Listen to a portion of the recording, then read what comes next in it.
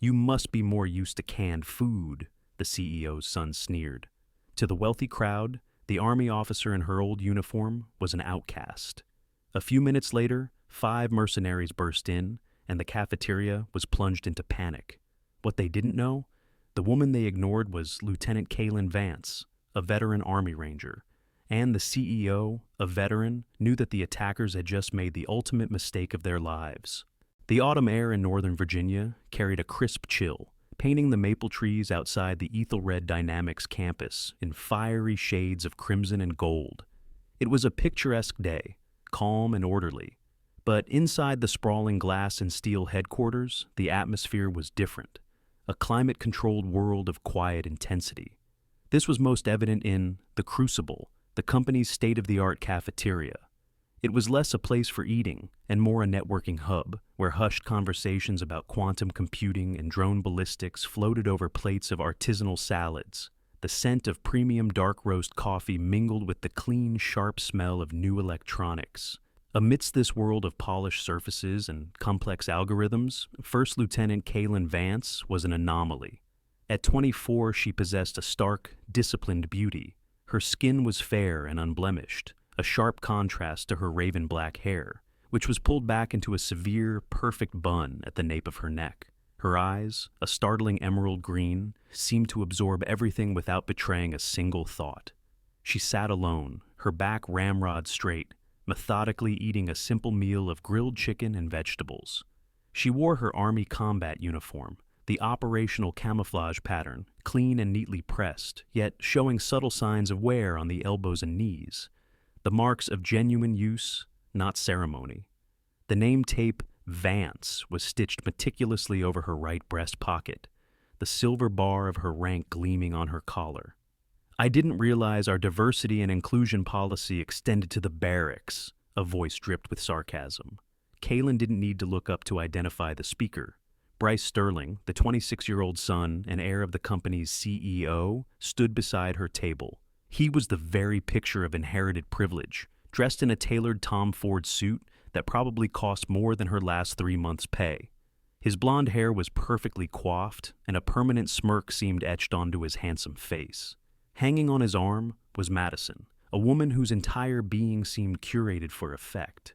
She was willowy and elegant in a silk-sheath dress, clutching a designer handbag. Her expression was one of bored disdain as she looked Kaylin up and down. "And those boots," Madison giggled, a sound like ice cubes clinking in an empty glass. She pointed a manicured finger. "They look better suited for mud than Italian marble, don't you think?" Bryce crossed his arms, his smirk widening. "Look, Lieutenant, we appreciate your service or whatever, but this is where the great minds shape the future of warfare. A person accustomed to just following orders might find it a bit overwhelming." Kaylin slowly placed her fork down on her plate. She didn't look at him. Instead, her right hand moved subtly, her fingers slipping into the cargo pocket of her trousers. They brushed against a familiar object, a heavy round piece of metal with ridged edges. The challenge coin from her Ranger battalion. The cold, solid weight of it was a grounding presence, a silent reminder of who she was, of the grueling trials she had endured, of the brothers in arms she had served with. The insults from this pampered boy were nothing. They were noise. She simply raised her head. Her emerald eyes met Bryce's, holding his gaze without anger, without intimidation, but with a profound and unnerving stillness. The absolute lack of reaction seemed to bother him more than any retort could have. He faltered for a second, his smugness flickering. With a dismissive shrug, he turned and led Madison away. "Come on, let's find a table with a better view."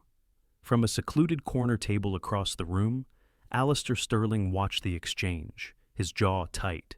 A man in his late 50s, Alistair was the founder and CEO of Ethelred Dynamics. He wore an impeccably tailored Bryony suit, but his posture and the powerful set of his shoulders still spoke of his past as a Marine Corps sergeant. He hadn't come here by chance. He had scheduled this lunch to confront Bryce about a recent and embarrassing incident involving a company car and too much alcohol, a story the local press had gleefully reported. Now, watching his son mock a uniformed officer, Alistair felt a familiar wave of deep, weary disappointment. A memory surfaced, unbidden and sharp. Alistair, at 24, sitting in the blistering desert sun, sharing a cold MRE with his squad. They had nothing but the uniforms on their backs and the bond between them, but it felt like everything. Bryce had everything, yet he was fundamentally empty of the values Alistair held sacred: honor, respect, duty. Alistair sighed, the sound lost in the cafeteria's low hum. He prepared to stand, to walk over, and finally have the confrontation he had been dreading. He never got the chance. His intention was shattered by a concussive boom. The towering plate glass doors at the entrance imploded inward in a violent shower of crystalline shrapnel. Primal screams erupted as 5 figures clad in black tactical gear, faces hidden by ballistic masks, stormed into the crucible. The controlled intellectual peace of the room was instantly replaced by raw, chaotic terror. Chaos was a symphony Kalen had been trained to conduct. While engineers and executives scrambled under tables, their screams forming a chaotic chorus, she remained standing, her body sinking into a low, ready stance. The 5 assailants moved like a wolf pack, silent, fluid, and coordinated. They ignored the dropped wallets and expensive watches, communicating with clipped, precise hand signals. They were not common thieves. They were professionals on a mission. One of them, a broad-shouldered man moving with practiced efficiency, broke from the group, heading toward the corridor leading to the research and development labs. He passed Kalen's table. It was a fatal miscalculation. In a single, seamless motion, Kalen brought up her heavy steel food tray. She didn't swing wildly. She used it first as a small shield, a flash of metal to momentarily disrupt his peripheral vision. As he flinched instinctively, she pivoted, driving the edge of the tray into the precise point of his temple. The sound was a sickening, dull thud. The large man crumpled to the marble floor without a sound, his rifle clattering beside him. A pocket of stunned silence fell over the immediate area. "Evacuate! Kitchen exit! Now!" Her voice wasn't a scream of panic. It was a command, honed on training fields and in the dust of deployment. It was the voice of a leader, clear and absolute, cutting through the hysteria like a razor. The order broke the spell of fear that had paralyzed the room. People began to crawl, then scramble, toward the swinging doors of the kitchen. 2 other assailants immediately turned their attention to her, their rifles rising. Kalen was already in motion. She flipped the heavy oak table, its legs scraping loudly against the floor as it created a temporary barricade. As they fired a short, controlled burst that splintered the wood, she was already sliding across the slick floor, her combat boot connecting squarely with the base of a stainless steel serving cart. Laden with dishes, the cart shot across the room like an improvised missile, slamming into one of the gunmen and sending him staggering off balance. From beneath his table, Bryce Sterling watched, paralyzed. The terror clawing at his throat was slowly being replaced by a disbelieving awe. The woman he had mocked moments ago was now moving with a lethal grace, a dancer in a hurricane of violence. He saw the stark, terrifying difference between his own hollow bravado and her quiet, deadly competence. Meanwhile, Alistair Sterling wasn't just impressed, he was analyzing. He recognized the fluid transitions, the use of leverage over brute force, hallmarks of the Army's modern Army combatives program, and at a high level. He saw how she assessed the threats, prioritizing civilian evacuation over direct engagement. He wasn't just seeing a brave soldier, he was seeing a tactical mind at work. Amid the controlled chaos, Kalen's eyes snagged on a single point of failure. A young man, barely, out of his teens, was frozen in the open, his face ashen. It was Leo, an engineering intern she'd noticed earlier, identifiable by his lanky frame, thick glasses, and a perpetual look of being overwhelmed. He stood motionless, a deer caught in the headlights. "Leo! Move!" Kalen's command was sharp and personal, locking onto him. The direct order shattered his paralysis. Leo flinched as if waking from a nightmare and bolted toward the kitchen. His panicked flight was the final catalyst, pulling the last few hesitant employees along with him in a desperate surge for the exit. With the civilians gone, the vast cafeteria became an echo chamber of tense silence, broken only by the hum of the ventilation system and the drip of water from an overturned pitcher. The three remaining assailants reformed their triangle formation, their focus now entirely on Kalen. The leader stepped forward. He was tall and moved with the contained energy of a predator. Through the slits of his ballistic mask, his eyes were cold and analytical. When he spoke, his voice was a low, steady baritone, devoid of panic. "You're no corporate employee," he stated, a professional's respect in his tone. "Who are you?" Kalen remained behind her makeshift barricade, her mind racing. Answering was pointless. He and his men were cornering Alistair Sterling, who had backed away toward a wall of windows. She saw their objective shift from containment to extraction. That was when Bryce did something catastrophically stupid.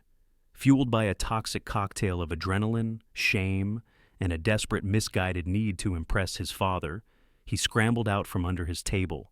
"Dad, I've got this!" he yelled, his voice cracking. "Get away from him!" He charged forward, his expensive leather shoes slipping on the floor. It was a pathetic, reckless display. The mercenary closest to him, a hulking brute of a man Kalen mentally tagged as the Muscle, simply sidestepped Bryce's clumsy charge and snaked a thick arm around his neck, yanking him back into a chokehold. A pistol appeared in his other hand, its muzzle pressed firmly against Bryce's temple. "One more move, Mr. Sterling," the leader, Silas, said calmly, "and your son's bright future ends right here." Now, the access codes to Project Chimera. Alistair's face went white. The blood drained from his features, leaving a mask of pure paternal terror. He saw not a business asset at risk, but his son, his foolish, arrogant son, about to die for his own recklessness. The secrets of Project Chimera. A revolutionary self-learning drone guidance AI meant nothing in that moment. He opened his mouth, ready to give them everything. But Kalen had another plan. From her position, a direct assault was suicide. Her eyes scanned the ceiling, not for escape, but for an advantage.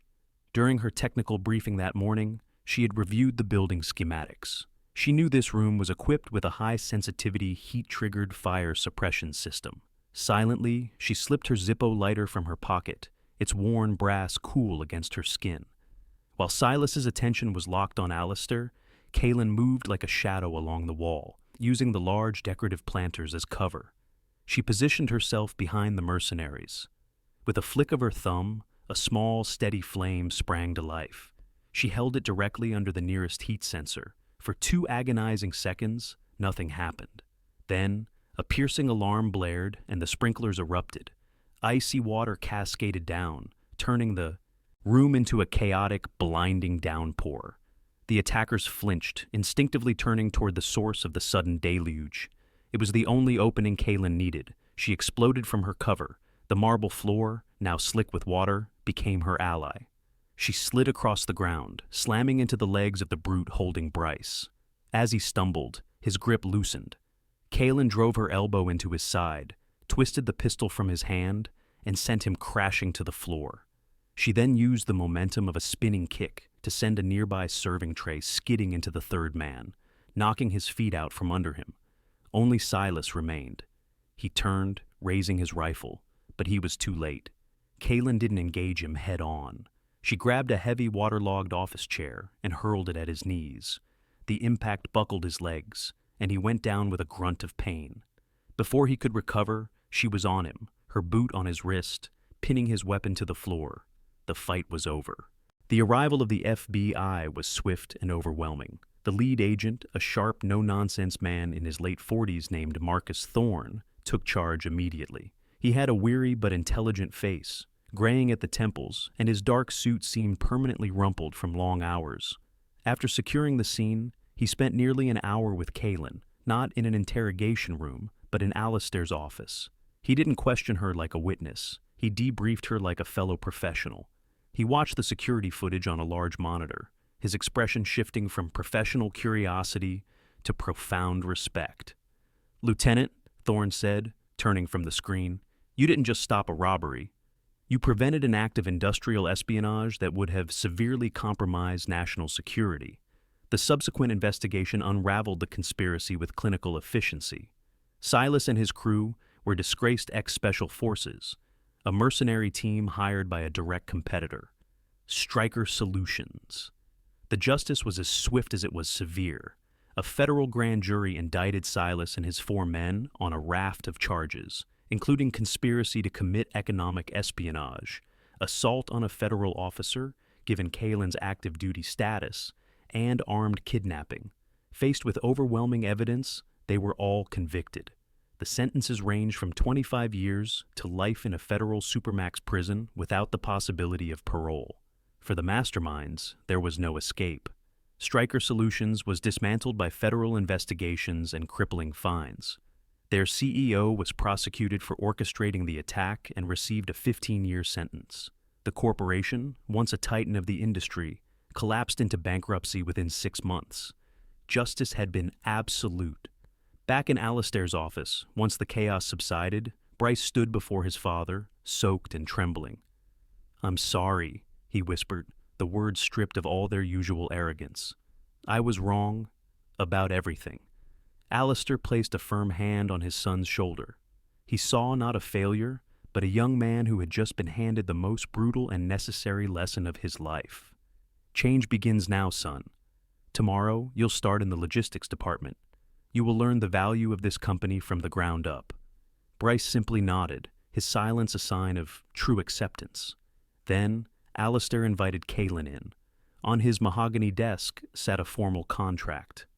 "The Tactical Integration Division isn't just an idea," he said, his voice resonating with purpose.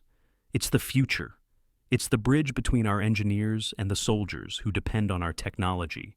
I want you to build it. I want you to lead it." A few months later, Kalen Vance, now in a sharp business suit, stood before a whiteboard covered in schematics. Her black hair was still in its practical bun. She was explaining the ergonomic failures of a new targeting system to a room full of Ethelred's brightest engineers. The door opened, quietly. Bryce, dressed in a simple blue company polo shirt, entered carrying a coffee mug. He placed it on the table beside her. "Your coffee, ma'am," he said, his tone one of quiet, genuine respect. Kalen nodded. "Thank you, Bryce. Is the afternoon inventory report ready?" "Almost, ma'am. I'll have it on your desk before the end of the day," he replied, then departed as discreetly as he had entered. Kalen watched him go for a moment before turning back to her team. She took a sip of her coffee. On her desk, next to her laptop, sat her Ranger Battalion Challenge coin, no longer a hidden memento, but a proud paperweight. It was a symbol of who she was, a soldier, a leader, wherever she stood. Was it merely a coincidence that First Lieutenant Kalen Vance was in that exact place at that exact moment? Or was it something more? Sometimes what we call luck is actually a miracle in camouflage, a quiet act of God's providence. The Lord works in ways we don't always understand. He doesn't always send angels with wings and trumpets. Sometimes he sends a silent soldier in a simple uniform. He places guardians in our path when we need them most. People equipped with the unique strengths and skills necessary to protect, to defend, and to change the course of a day. In our own lives, we may not face armed gunmen, but we all face battles. We face moments of fear, injustice, and doubt. We face people who judge us by our appearance and underestimate our worth. In these moments, remember Kalen. Remember that God has given each of us a set of hidden gifts, a quiet strength that the world may not see. You have a purpose, and you have been equipped for it. What are the hidden strengths God has given you? When has a quiet guardian appeared in your own life? Share your story in the comments below. Your testimony could be the miracle someone else needs to see today.